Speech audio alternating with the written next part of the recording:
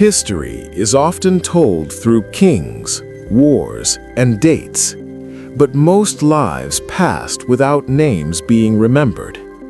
At the Historic Tales, we listen to ordinary people and the small decisions that shaped their days. Welcome to the Historic Tales. I was born into soil before I learned words. Before I knew numbers, I knew the weight of grain resting in my hands. The land touched me first, and it never let go. I am 55 years old now.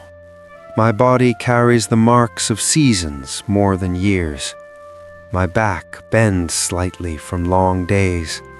My hands are thick and scarred, shaped by tools my father once held, and his father before him. I did not choose this life. It was already waiting for me the moment I opened my eyes. Our farm sits beyond the edge of the city, where stone roads slowly turn into earth. It is a small villa rustica, one simple house, a few fields, a barn, animals that breathe beside us, eat beside us, and depend on us as much as we depend on them. Nothing here is grand. Nothing here is wasted. Many Romans in the countryside lived on small farms called villae rusticae.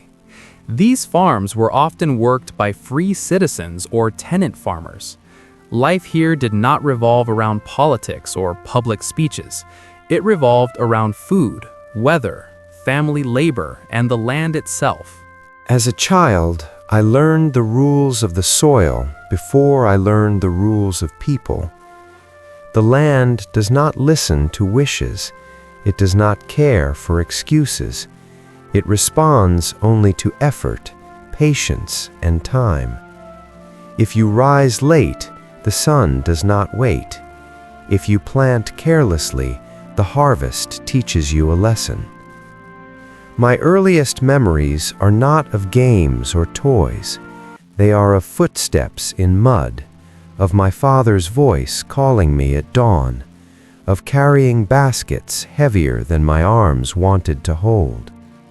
I learned to feel the weather in my bones. A dry wind meant trouble. Dark clouds meant hope or disaster. Children on rural farms often worked from a young age. Their tasks were small at first, but grew heavier with time. Labor was not punishment, it was survival. The farm shaped our days. In spring, we repaired tools and prepared the fields. In summer, the sun ruled our hours. In autumn, we counted grain and prayed it would be enough. In winter, we repaired what had broken and waited for the cycle to begin again. This is how life began for me. Not with choice, but with inheritance. Not with words, but with soil. The land touched me first, and even now, after 45 years, it still does. Each day begins before light spreads across the fields. I rise while the sky is still dark and the air is cool against my skin. My children are asleep on straw beds. Their breathing is slow and deep. I leave them as they are because rest is precious and short. There was no promise that tomorrow would be easier, only the knowledge that the land would demand the same care again. And so we gave it, day after day, year after year. My wife is already awake. She prepares bread using grain saved from yesterday. Her hands move with practice, not hurry. We speak little, not from distance, from understanding. Words are not needed when the day ahead is already known. Wheat, barley, oats, these decide our future. If they grow well, we eat. If they fail, everything becomes uncertain. Vegetables grow close to the house where we can protect them. Beans, onions, cabbages, Grapes cling to vines when the soil allows. Olives are precious where they survive. Each plant is watched carefully. Each seed matters. For Roman farming families, the main goal was feeding themselves first. Any extra food could be taken to nearby markets or used to pay rent or taxes. A failed harvest often meant hunger, debt, or even loss of land.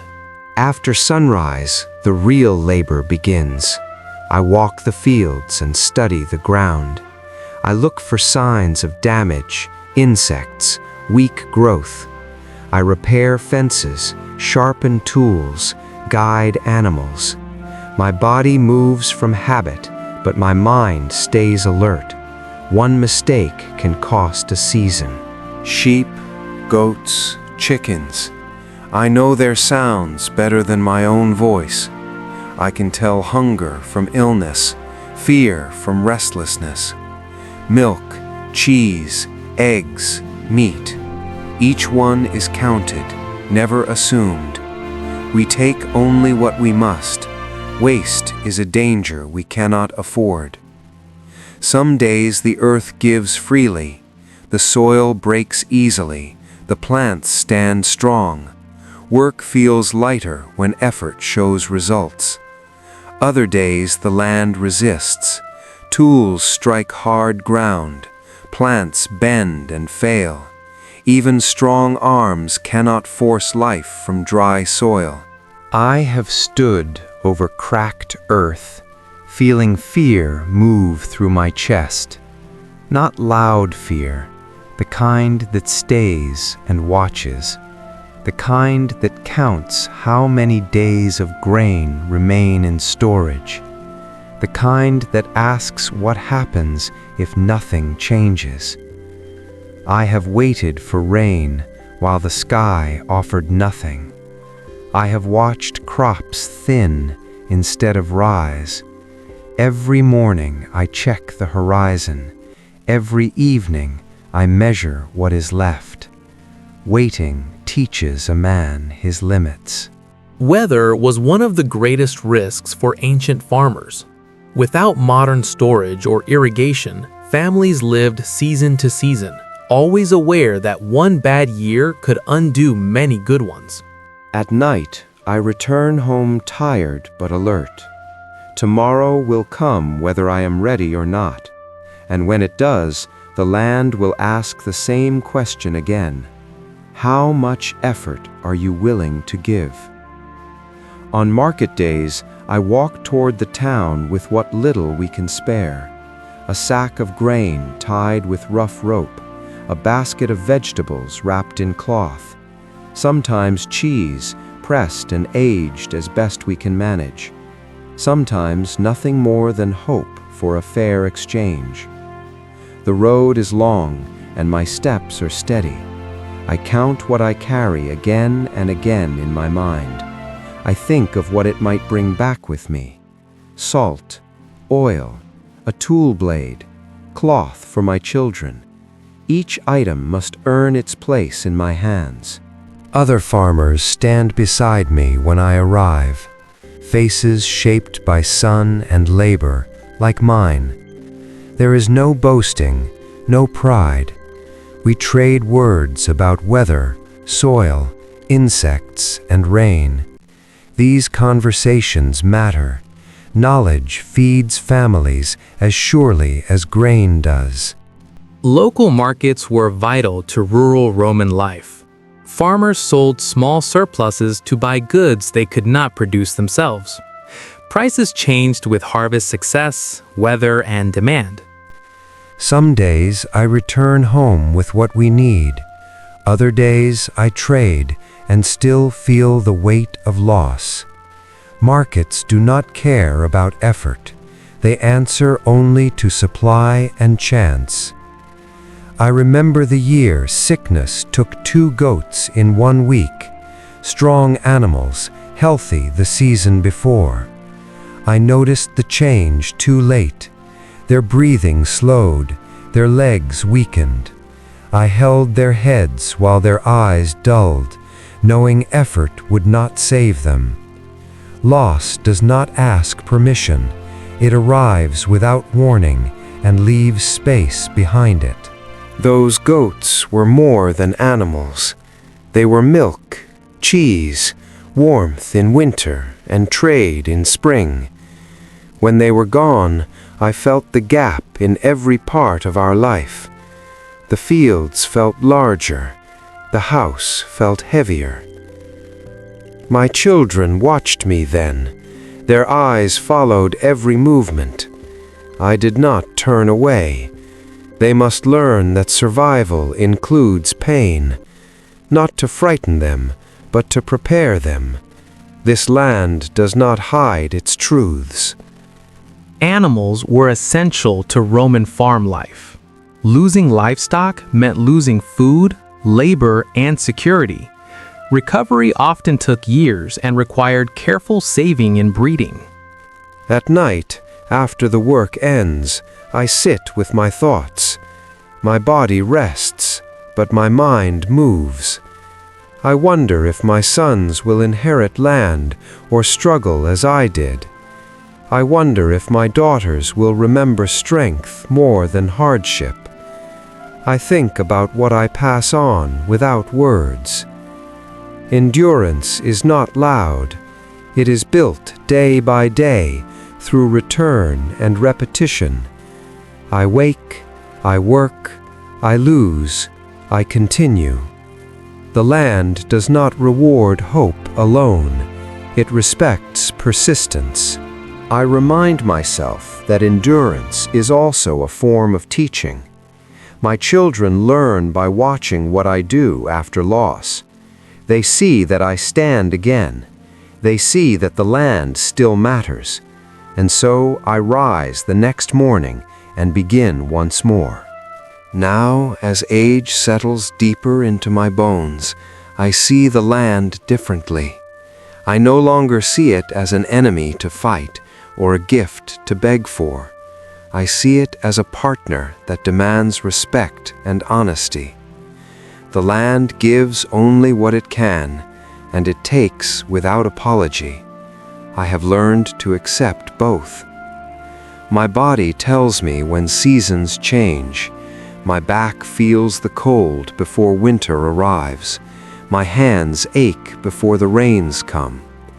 These signs matter more to me than words spoken in the city. I trust them because they have never lied. I have buried seeds and watched them return as food. I have lost animals and learned restraint. I have measured life in harvests, not dreams. Each year has taught me something new, even when the lesson came through failure. There were years when I wanted more land, more security, more rest. Those thoughts still visit me at times, but I have learned that wanting does not feed a family. Attention does, care does. Returning to the same work, even when the body resists, does. For ordinary Roman farmers, history was not written in books or monuments. It was lived through routine, responsibility, and labor passed from one generation to the next. I look at my children now and see the future in their movements. My sons know how to read the soil with their feet. My daughters know how to measure grain without scales. They carry knowledge that cannot be taken away. I did not teach them with speeches. I taught them by standing beside them, day after day. There are things I regret, times I spoke harshly when fear ruled me, days I worked when I should have rested. But regret does not erase what has been built.